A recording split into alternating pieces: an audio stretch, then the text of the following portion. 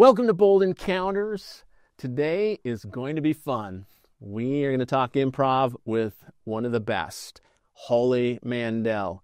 If you think I'm exaggerating, she actually was a teacher. She was the teacher of Kristen Wiig, Melissa McCarthy. She's performed with Will Ferrell, taught him a thing or two.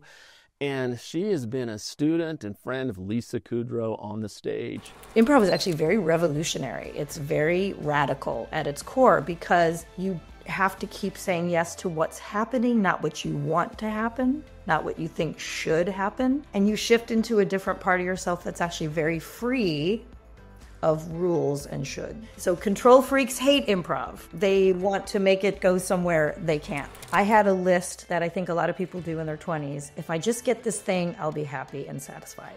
So you get the car, the house, the boyfriend, the salary, the thing. And my list kept check, next thing, check. And something in me wasn't getting scratched, wasn't being touched by those achievements. While I was teaching at the Groundlings, I started noticing a trend that my women students got worse as my male students got better. Now, this was before Me Too, and this was before we all sort of acknowledged that things weren't done being addressed.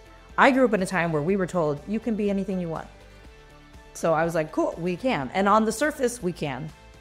And yet the numbers aren't adding up, so something's going on. How are you doing, Holly? I'm fantastic, Mark. How are you? That all sounds so impressive. Good. It's so nice. Yeah, it was impressive. Why do you think we asked you to be on the show? Oh, true.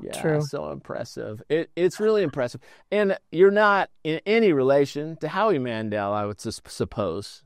No, I mean, back there somewhere, Mandels. So we must be fifth cousins. Yeah, I'm going to say yeah. We had one She Canadian. is fifth cousins of Howie Mandel. How's that? Why didn't you lead with that, Mark? Come on. I should have. Yeah. Well, I am not super funny in a business setting. I'm okay in a conversation. I'm okay when I go out. Yes, you're not so funny excited. Yet. Yes, I'm so excited. I really have been excited about this. If you teach me one thing, I am going to be over the moon. Really, seriously. Okay. So I'm so glad. Before we get to those learnings and tips, I want to go personal for a second. I want to hear how you grew up. You're in New York City, right? The second you're in LA, because you bounce back and forth because of your job. I met some of your colleagues in New York City at a show. But tell me where you grew up and about your childhood. Great. Okay, so I grew up in St. Louis, Missouri, a little suburb called Kirkwood. And it was a progressive city. I think a lot of hippies had moved there at some point. And so it doesn't have like what people think of Missouri, especially now. It was very creative and free. And I really enjoyed being there. There were a lot of different types of people that I grew up around. And my dad was in advertising and my mom was a wanted to be famous actress, but she chose staying in St. Louis instead. But she was a stewardess, so she had that going on.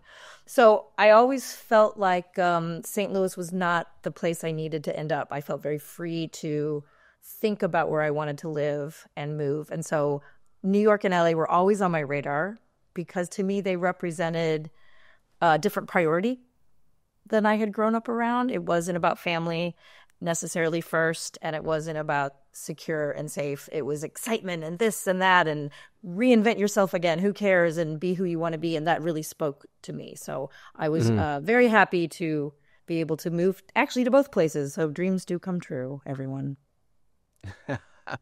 It's great. It probably spurred at some point some reflection. You've had some reflective moments in your life that weren't perfect. Tell me about your big reflective moment and seeking insights. Yes. Oh, yes. So reflective. So I was able to, as you listed my colleagues, I joined the Groundlings. I was in corporate actually myself, working at Walt Disney Studios, and I was in advertising.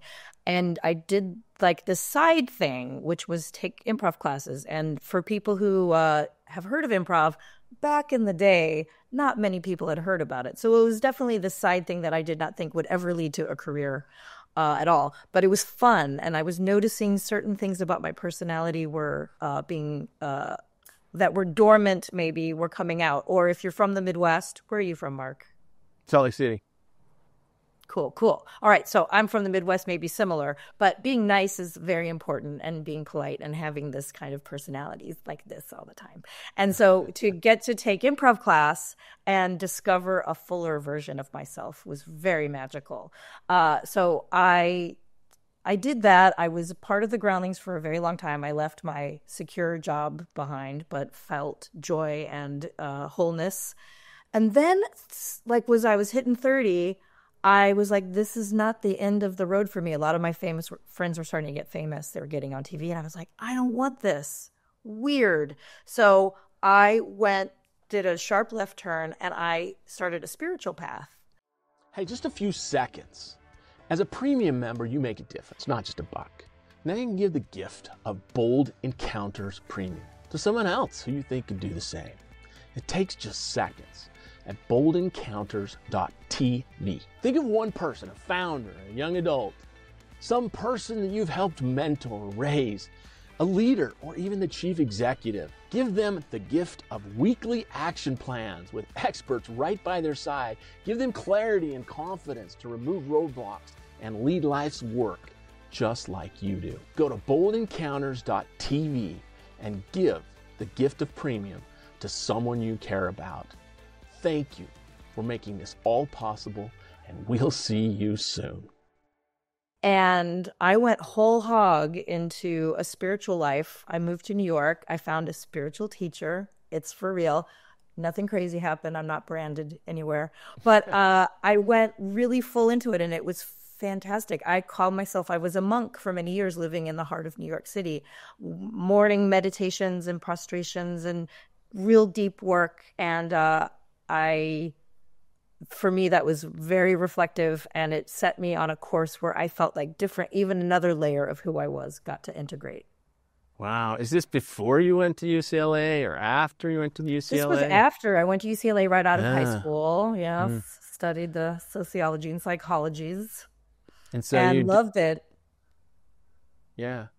Well, that's the heart of performance, and you studied some related. Tell us what you studied and how it relates to what you did back then and now. But I want to ask you more about the monk, but I want to hear about that really fast and see if it led to it.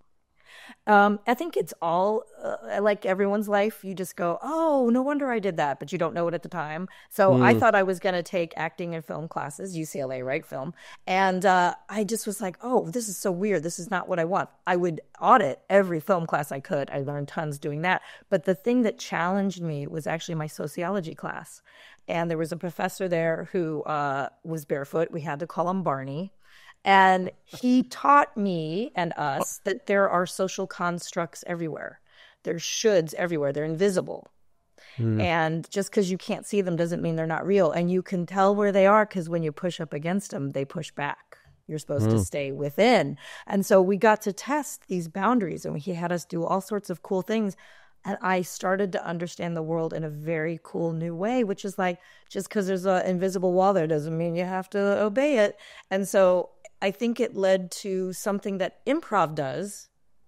Improv is actually very revolutionary. It's very radical at its core because you have to keep saying yes to what's happening, not what you want to happen, not what you think should happen.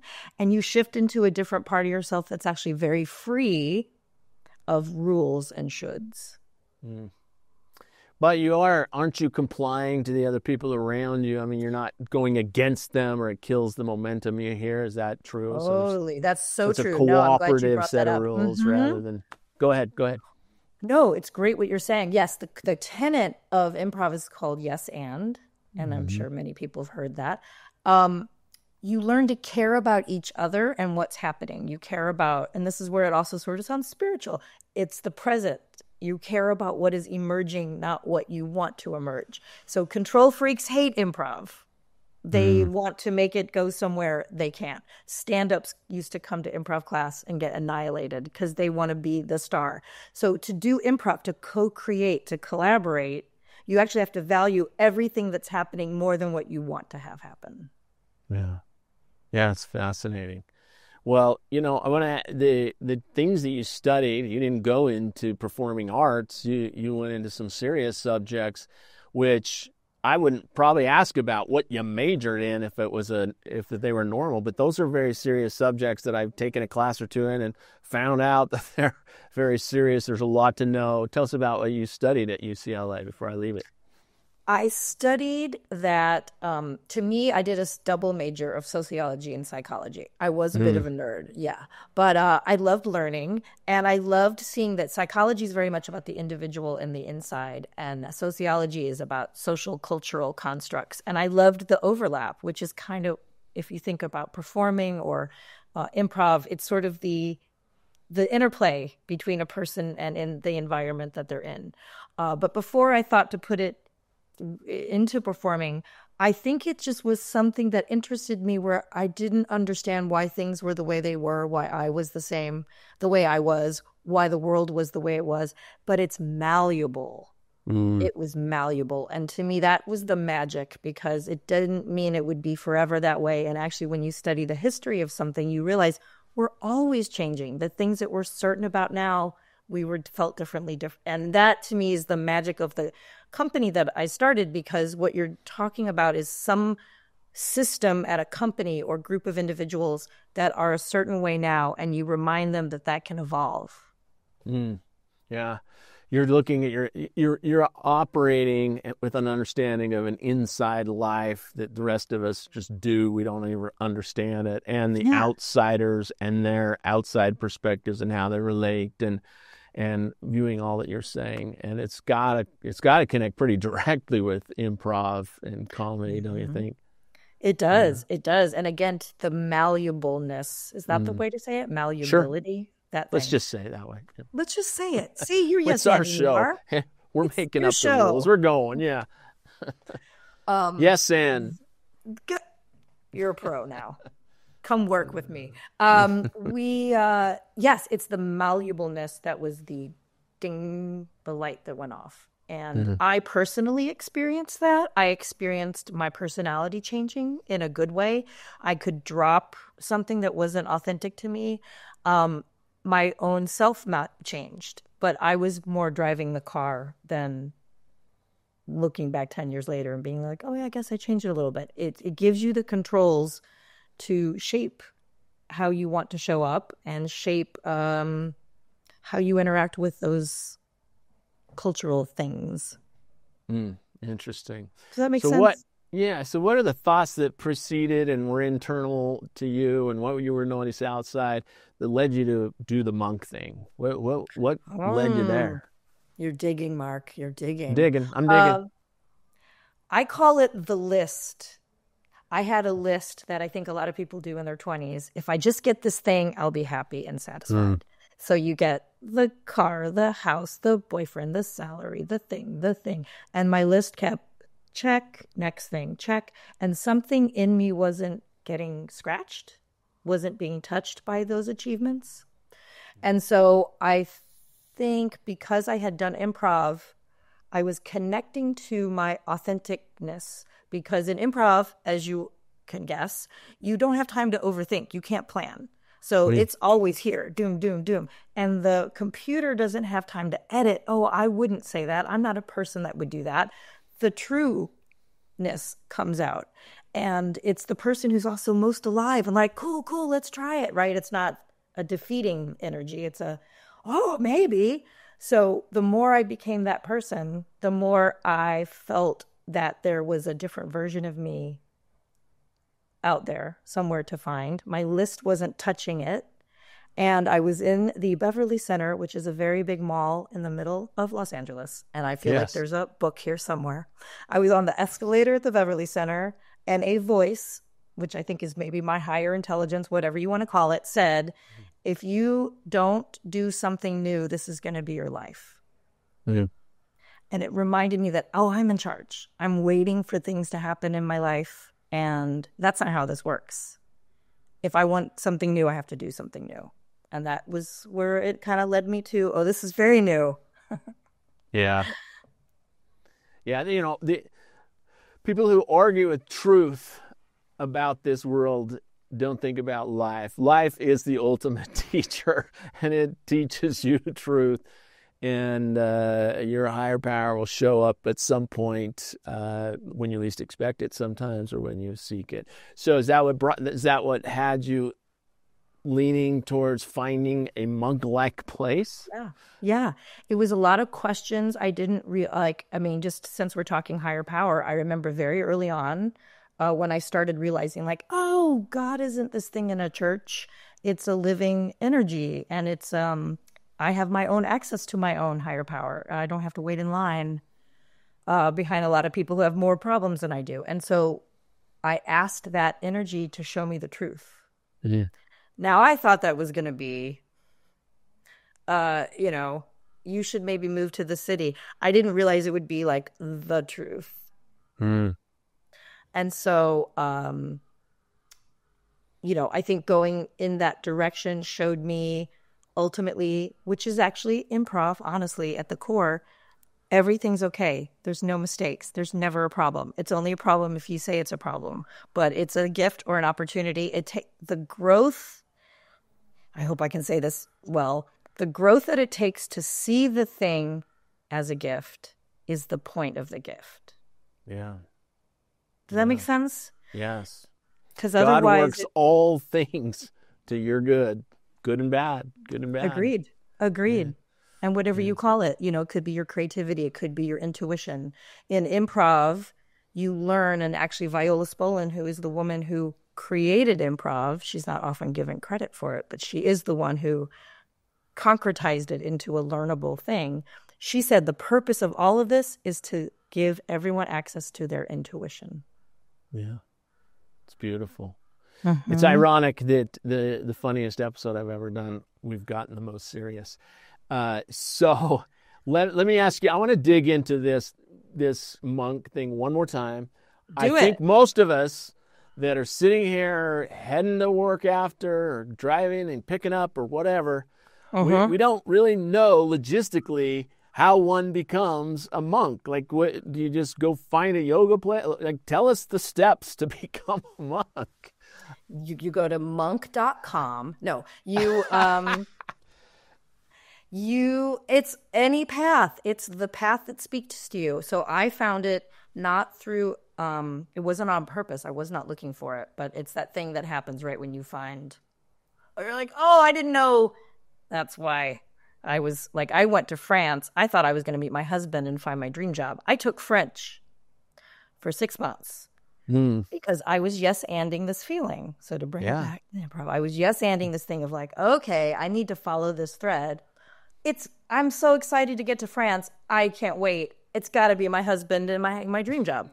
And I arrived there, and I happened to stumble upon a spiritual teacher that I had been following. He happened to be teaching a retreat that lined up with when I landed. And I went on this retreat, and I was like, oh, this is it. So I think, like you said, you're guided. And if you when the student is ready, the teacher appears, that kind of Yoda type thing. I think everyone, if they're really sincerely looking to change, the path that you need to take will appear. Yeah. And then as an improviser, I knew to yes and it, and I think some people overthink it, fear it, whatever. But I think that's why yes and is also such a powerful combination of words. Yeah. So where are you practicing this? It's not a monastery you go to, is it? It wasn't a monastery, and it was in upstate New York, but it was also wherever you lived. It wasn't a place. It's a pursuit. Mm-hmm. So you can do a pursuit. I lived in Chelsea. And we did it, we had a bunch of us lived in the same apartment building. Was it a cult? I don't know. We'd have to talk about what a cult is.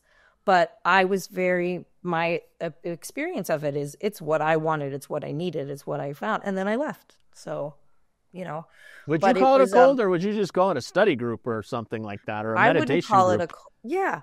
I think I wouldn't call it a cult, because I was a willing participant and I wanted it, and what I got was tenfold what I wanted out of it. I don't feel damaged by it. There were things that I think happened to I'm writing a book about the unintentional lessons of being in a spiritual group. Yeah. Because it was the unintentional stuff that taught me almost more. And one of them was, at the end of the day, I knew when I was crossing a line with giving over my power. And that is something I'll never do again. And that was a great lesson. And I'm glad I learned it, because I've seen it happen a few times. And luckily I have a spidey sense now about, no, thank you. Yeah. People aren't the God, are they? So it couldn't have been that easy at the end, what you're describing. So tell us the challenges and how you got out of that sort of situation, whatever that is, that negative feeling you just described, and get us to the next step in your life. Tell us that. And then we'll get into some improv. I'll answer that. Yeah, I'll answer that. I don't see it as this horrible moment. I think what it was, I've been very lucky, but I know some people have experienced things like this that have been painful, and I can understand it. I think what happened to me is, luckily it was the right time to leave and live what I had been learning instead of feel like I have to keep learning. That's a pattern that I've had in my life. I don't know if it's just a female thing or a personality thing, but I think there's a lot of times where we don't give ourselves permission to be done and then live the thing. And so somebody must know more than me and I must learn about them is kind of a hesitation to actually participate. So it was time for me to leave. And when I left, I felt I had made a big mistake in that I had wasted a lot of time. I did not see the return on investment to what I had done yet. All I saw were, now my friends are on SNL. Now my friends are making movies. Now they live in big houses and have great jobs. And I'm, post-monk, I have one suitcase. I had been living on a twin bed, which meant I had children's-sized sheets, which was awesome to throw away, by the way. And I got a queen-size bed. Your feet got cold at night, I'll bet. Although it doesn't get too cold in LA, but yeah. No. But it was, now what? And so I think there was a phase of, oh no, I missed out on something. And then I was lucky enough to hang out with friends that I hadn't talked to in a while and realized, we all did our version of what I did. I just went to 10, which is, if you know me, probably on brand.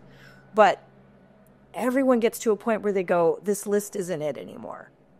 I just hit my list hard. Yeah.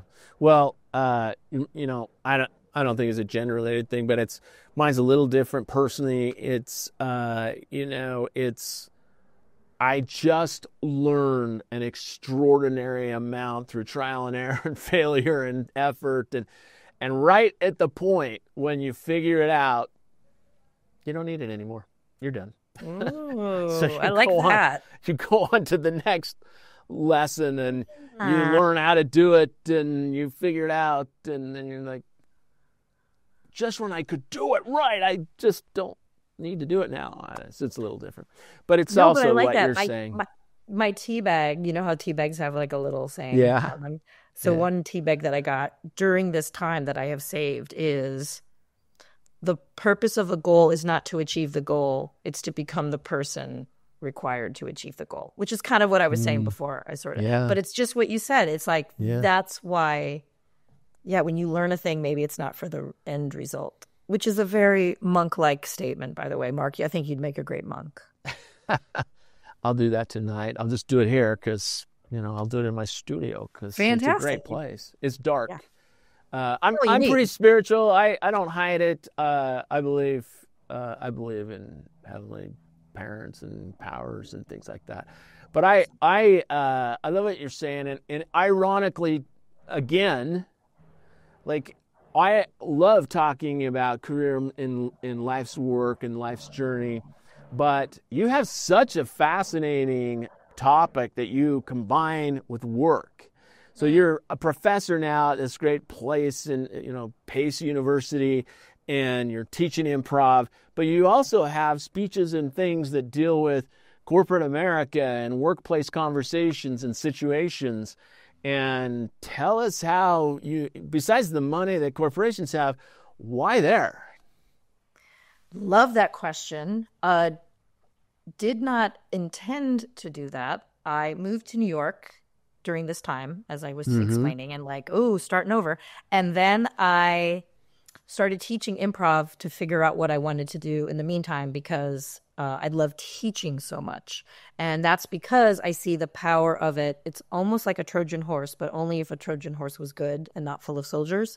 But it's a sneaky way to get people to evolve and actually actualize their highest self. I see it over and over and over and over. I've been teaching almost 30 years.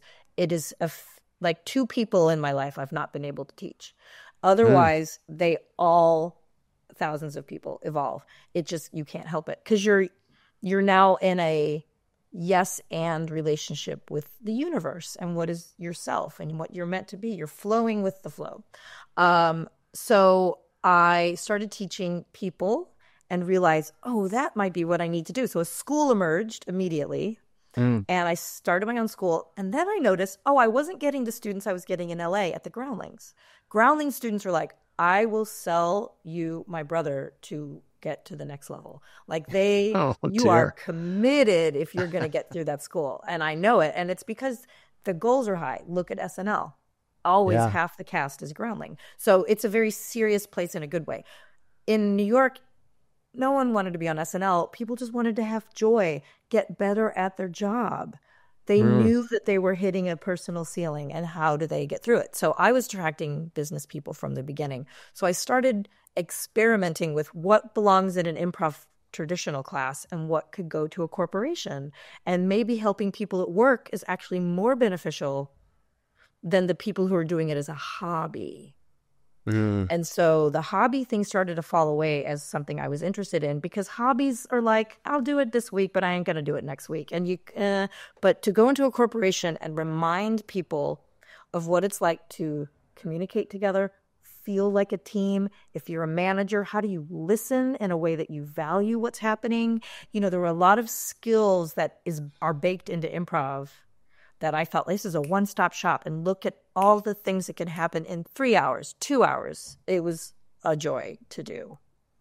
You know, that is such a beautiful example or explanation of why you started it and why the corporate. Tell us like logistically, the practical, like how did you start? And I hope it's okay that I use your company name, iMERGENCE. Please use it. We don't have a business relationship at this point, so you use it as much as you want. I don't care. I think it's a fascinating name. I want to hear why. Keep saying the word iMERGENCE. iMERGENCE. Yeah, say it 10 times. It's fine.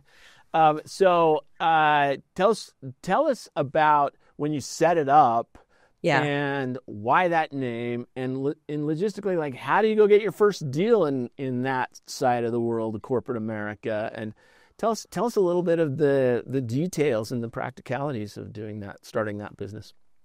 Great. Well, anyone who's listening who is an entrepreneur or wants to be an entrepreneur and isn't sure, you're wired a very unique way when you're an entrepreneur, and you have to kind of, I keep saying it, yes, and ideas that you get and inspirations that you get. You have to ride those waves. Nothing's certain because you're creating it. So I knew in my gut that improv at that time, no one was going to pay me big money for it in a company, and no serious company was going to take me seriously. They would go on a website, see a bunch of people in a theater being goofballs. Who wants that? They're, Fortune 500 company. I wouldn't want that. And I don't want people to think it that way. So I was like, I have to translate what I do so people understand the value. I thought that would be easy. I was terrible at it. I went to these morning BNI meetings, BNI, business network. Oh my God, 6 a.m. for a year, these meetings, and go around and talk about your business. And I was always talking about the feelings you'd get and the joy and the flexibility. And they'd all be looking at me like, what are you talking about? So I had to learn a new language. I love business. I love being around corporations. Well, maybe not so much anymore, but I like the vibe of a high-flying on the edge, innovative company. That feeling to me is the same as a theater. It's like crackling and it's exciting. So I had to learn what they value and how to talk like them. And that took a year and a half. And so my first clients were students who were like, I love what you do. I want to bring you to my team because we suck. And so I would do that and I'd learn these games they hate, these games they love. So like you were saying, trial and error, trial and error. And then the name was interesting. I knew I couldn't say improv. I just had a sense. So I started a separate company. So people would go to a different website. And I wanted it to be like, you know, when I was in my spiritual group and like we were talking about these ideas to me are very interesting. So there's evolution. I think there's spiritual evolution. I think there's cultural evolution. There's personal evolution. And all of those things to me just point to change in a positive, more inclusive direction. That to me is what evolution means. So I was like, I want to catalyze emergence in companies because emergence is always higher and better. So I just put an I there, as I did. Very clever. It's an improvised emergence. Well, it fits. It fits. Yeah. So tell me about one thing that you talk about. I read up on you quite a bit, and you have some terrific speeches around being a good girl or not a good girl. And as I read other people talk about it, my assumption is this, and you can correct me and tell us what it really means. I will. But because, you know, I can't empathize. I have to tell you. Don't mansplain me my own talk, Mark. Go on. No, I want to tell you something and try to be funny because it's not humor. It's just a funny situation. So I heard two things that are really funny. First of all, the first one's not so funny. One is, can I give you one tip? Can I give you one tip? Yeah. Never start with "this is funny." Oh yeah, I won't. But it's you said I was going to help teach you. You're going to teach us. This is for the audience. So yes, for the audience. If you all have a funny story, don't say it's a funny story. Go on, Mark. So don't say I've got a funny story. Yeah, good point. No, say I got a story.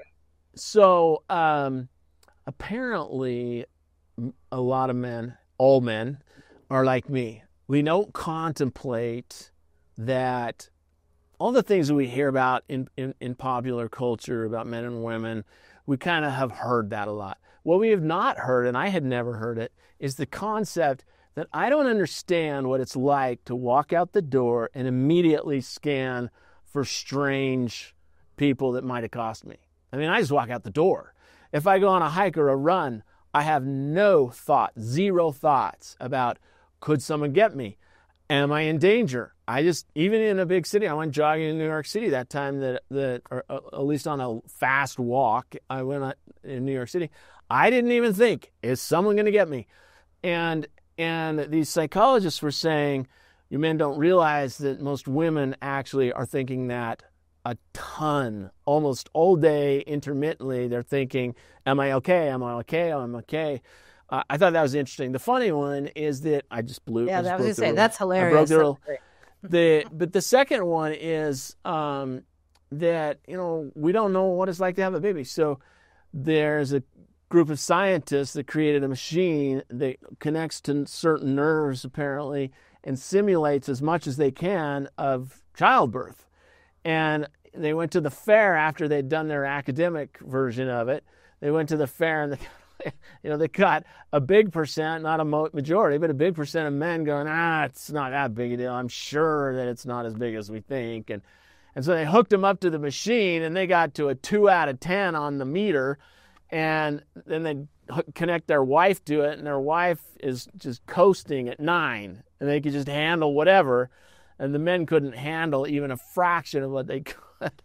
And that's a mind-blowing thought as a man to experience those things. Anyway, we don't understand. I don't understand what you're going through. No, I appreciate that. I mean, I think it's an interesting moment because we have been like this for quite a while now. You know, the 60s was very much like a pushback that sounded like it got attention. Yeah. But I think the point is to have these conversations of understanding, because I think there's things about men. There's a fantastic documentary called The Mask We Wear, The Mask They Wear. And it's about boys growing up in a thing where they show what they can't show behind a mask and what they have to show. And I was They can't show sadness. They can't show fear. All these things that go away as they get older. And this documentary just blew me away because I don't think enough about it. We blame each other and all of that stuff. And actually, my talk is meant to take the focus off of men and say, what are we doing and not doing as women? Because a lot of this stuff gets internalized. But I love that you brought those up because it's the future of what we have to talk about, just even an understanding and going, yeah, geez, I don't know what it's like. There was this test that went around where women said if they'd rather be trapped in the woods with a man or a bear. The majority of women said a bear. Wow. Dear.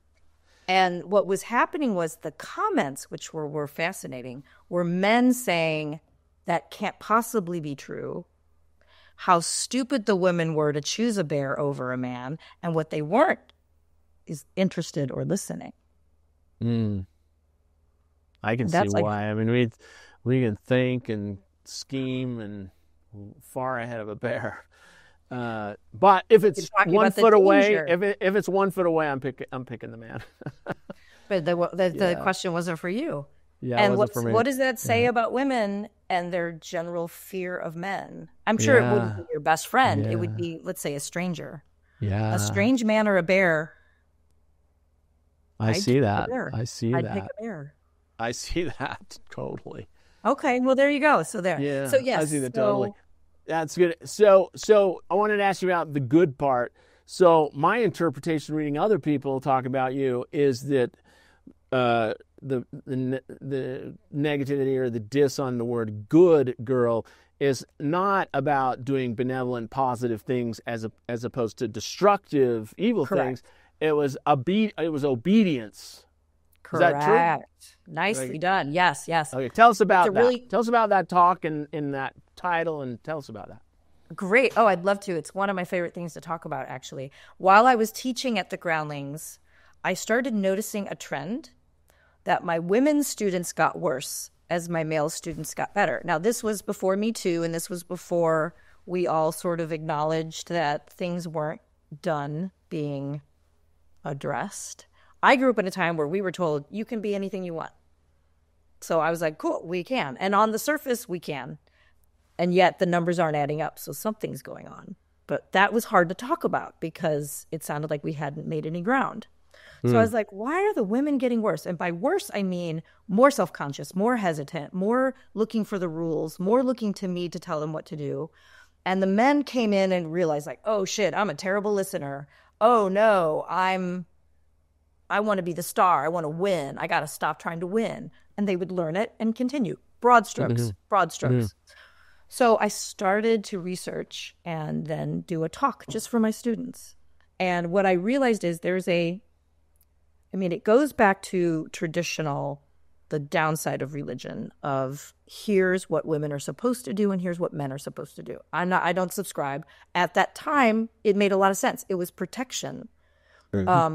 If you do this and we do this, we're going to get through this. Great. And women were like, cool, this feels safe. I'm going to do this. Maybe we outgrew it. Cool. Then we get to a phase in history, Industrial Revolution. Something cool happens. Upward social mobility. Women who were born in the peasant class could now become middle class or even upper class. Ooh, awesome. How? Books were made. Here's how you do it. You can find them. They're called conduct books. They actually now became our magazines, women's magazines. They're how-to. How-to. If you read them, which you probably are lucky enough, you don't have to read the women's magazine. It's how to have these eyebrows, how to wear this thing. It is a manual, and we're wired, which is why I think the spiritual teacher experience I had unwired me, because we are wired more, I should say, to be told what to do and go like, what should I... It's called otherness. What should I do? What should I do? So women are used to being told what to do and not looking at their authentic desires and what they want. In other days, we were called witches and killed.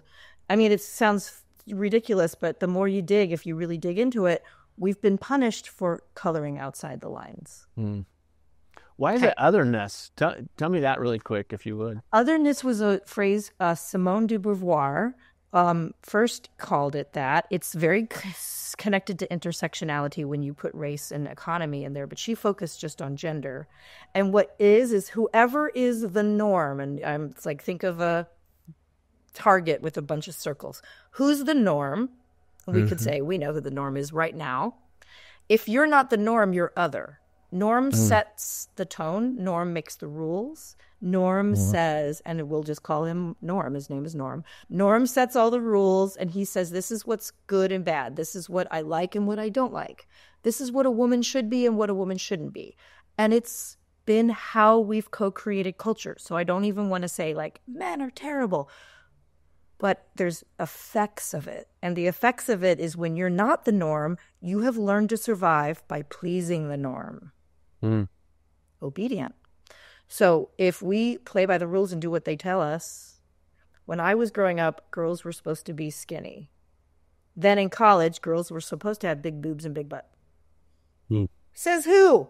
I think it was what men liked. And we did it. And we don't think about it. And that's where I feel like we've internalized this desire to please others more than ourselves. So I think that's what otherness is. Yeah. I read recently, I want to ask you one other thing about that. I read, first of all, let me ask you, if I want to just serve others, benefit others, love others, in that sphere of academia or whatever, in the cultural pockets of people that use the word otherness, it's a word I haven't heard very often, but is there a concept of other that's okay? Like, yeah, other means the other person and put them first and all that. Is there? No, that's beautiful. I believe it's a different use of the word. This context is specifically if you are the norm or the standard or you are other. I think what we're heading to, maybe a more idealistic, maybe more spiritual sound way, is there is no longer an other. That would be the goal, is there's enough space for everyone and there's no hierarchy of this is better. I mean, obviously you'd want to not have violence be allowed in there. So there has to be a hierarchy. But as far as like, because you're this way, you don't belong, you have less value. Yeah. In serving others, I think it's a very different thing. And I think that's maybe the way out of it, is you stop worrying about the label and you just say, if you're other, I serve you and I don't judge that. Yeah. So everyone's the other. There is no norm. Let us always be the other, not focus on otherness where you're not complying with everyone else. Exactly. Yeah. Well, deep stuff. So let's move to in 25 minutes, you're not going to turn me into Kristen Wiig, but don't challenge me, Mark. I'll take it. I'm a Leo. Tell me, I don't even have a context for like how you go into a workplace. I think you're probably going into a team like you experimented with in the beginning. I would suppose it could be 300 people. It could be 5 people. Just give us some examples of what that is and what you do in your method. Yeah. You asked that earlier and I didn't get to that. So yes, thank you for bringing it back. So a company will call us and they'll say, hey, we heard a podcast or we did tell me what you do. And we say, well, what is your issue? Because that's how we would frame it. So recently, for instance, we went into a company where there was 2 teams merged and they were not getting along. They kind of had their way of doing things, and now they're being forced to, and they weren't playing nice together. And because there was no real hierarchy involved, no one could kind of call it. So they're like, do you have any thoughts about how, we don't want to get heavy-handed about it, but they need to start making some progress. So we then devise a program that uses improv, but it's not to teach improv. So if they all become famous improvisers, that's not our goal, although we would love it. It's the journey that puts people in a different space. It rejigs the set ways, because now we're doing something a little uncomfortable, a little new. We're going to play together. It's a reset. It allows people to try new things in a safe space. They're not talking about their clients or the content or the product. They're playing in a silly thing, but the mechanism is still required, which is I have to listen and value what people say. I have to be present. I thought we were going this way. We're now going this way. I have to be okay with that. I'm going to adopt a yes and mindset. I'm going to practice saying yes and, even if I don't like the idea. Oh, look, it went somewhere cool anyway. Actually better than my idea. So if you do it sort of in a practice setting, you can then throw away the shell and talk about the thing. And everyone's like, yeah, these are better tools than what we were using. Wow. And I then can they see go that. back and do it. Yeah. I hope that's a good example. So it's like a 2-hour, 3-hour, sometimes we do a series, and we go in and we just lower the bar, we make it fun, and then we kind of come through the side door, and pretty soon everyone's laughing. There's so much laughter. There's so much silliness. Energetically, and what it does to the brain is fascinating. You'll have to have me back, Mark, because I could talk all about the brain. Let's do that. A different brainwave emerges, and then a different a version of a team shows up, and that's why I get excited. Well, there's these ideological, almost determined, we're going to have it our way when a merger. I've been through 12 mergers in my career, and it's always interesting to get the culture and the mindset and the psychology together. There is of us versus them. And I can see how it would break that down in a playful way with things that are benign at the beginning and then get more serious. Have you ever been able to break down the really hard things, like he has the same title as he does, or she has the same title as she does, and now we're in a meeting, we're discussing the future of this thing that we both work on, and the subtext is that someone's gone, and so there's this conflict or very strict insistence to not get along underneath it all, right? Have you broken down some really big things with improv like that? I mean, the closest we come is to what we call the application piece. And I think what honestly does set our company apart, because I've done some research, is the application piece is often missing, which is like, great, this was fun. Why the heck are we doing this? We have real problems. Yeah. So part one is, who is showing up to solve the problems? Is it this person or is it this person? And that takes time to get to this person. And you get a group of people now clicking in a different way, operating in what is a beta or theta brainwave, which is really high. And it means they're open, they're flexible, they're curious. Curiosity is one of the highest brainwaves we can operate in. If these people aren't curious, they just want to be right. Yeah. So you got to get people curious and leaned in. And how are we going to solve it? How are we going to solve it? So then part one is just joy and fun, and we're all on the same freaking team. And improv is a team sport. So to do the first half right, you have to shift into a team mode. If you're trying to take care of number one, you can smell it immediately. And so people change. And now, okay, team. Then you go get some lunch, and then you come back. And part two, now we have a discussion facilitated by people who you hopefully now can trust. And now we're going to talk about Gina and Richard having the same title. What do we want to do about it? Let's remember to yes and. Let's remember to pivot. Let's remember we're still one team. And a very different conversation emerges. But you can't do it 2 weeks later. You got to do it that day, because now you're taking advantage of that piece. Fascinating. Interesting. Yeah, I can see how that would work. And it's at some point in that process, those two would-be enemies are on the same team and are biting on one of them and playing ultimately in something that doesn't seem consequential. And yet the mood and the feeling and the psychology that they're having is a little calmer and a little less enemy-like at the end of that. And you can still not agree. Everyone hears yes and. I'm glad you're bringing this up. People hear yes and, they're like, oh, so I just say yes to everything that might... No, they don't sound like that. I'm exaggerating. But there's a literal yes and then there's the experience of a position. Yeah. And usually when we're not saying yeses, we're defending something. We have to be right. And so when you soften that and you get people to experience, which is another reason why improv is awesome, it's going to save the world, is because you have to experience it. You can't just read it in a document. So people are like, oh, you're going to write a book? It's like, I might, but it doesn't mean anything unless you experience it.